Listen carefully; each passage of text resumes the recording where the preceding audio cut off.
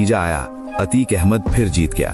अब वो सिर्फ विधायक नहीं बल्कि सांसद यानी एमपी बन चुका था। एक ऐसा व्यक्ति जिस पर हत्या, रंगदारी और अपहरण जैसे आरोप थे, वो अब संसद में बैठकर देश के कानून बनाने जा रहा था। ये विरोधाभास पूरे देश में चर्चा का विषय बन गया, लेकिन अतीक के लिए ये सिर्फ एक और जीत थी। सांसद बनने के बाद उसे अपनी विधायक सीट छोड़नी पड़ी और इस खाली सीट पर उपचुनाव हुआ। अतीक ने अपने भाई अशरफ को चुनाव में उतारा, लेकिन इस बार मुकाबला आसान नहीं था। बहुजन समाजवादी पार्टी के उम्मीदवार राजू पाल ने कड़ी टक्कर दी और आखिरकार जीत भी हासिल कर ली।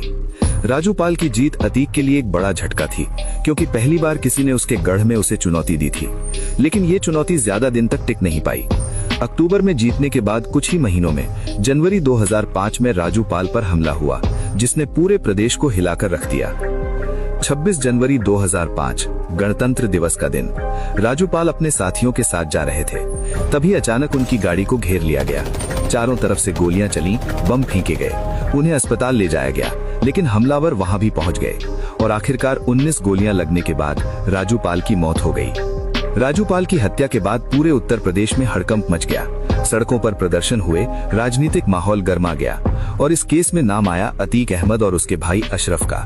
राजू पाल की पत्नी पूजा पाल ने खुद एफआईआर दर्ज करवाई, लेकिन इसके बावजूद सालों तक ये केस आगे नहीं बढ़ पाया, क्योंकि गवाह या तो मुकर जाते थे या फिर डर के कारण सामने नहीं आते थे।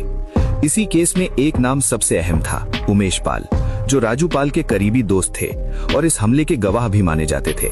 लेकिन उमेश पाल ने कई बार अपने बयान बदले, कभी कहा कि वो मौके पर थे, कभी कहा कि उन्हें कुछ नहीं पता, और यही अनिश्चितता अतीक के लिए सबसे बड़ा सुरक्षा कवच बन गई। साल 2006 में उमेश पाल ने एक बड़ा आरोप लगाया कि अतीक अहमद ने उसका अपहरण करवाया और उसे जबरदस्ती बयान बदलने के लिए मजबूर किया।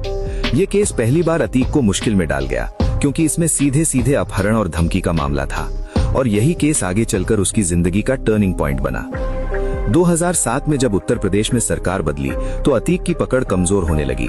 जो लोग पहले डरते थे अब खुलकर सामने आने लगे।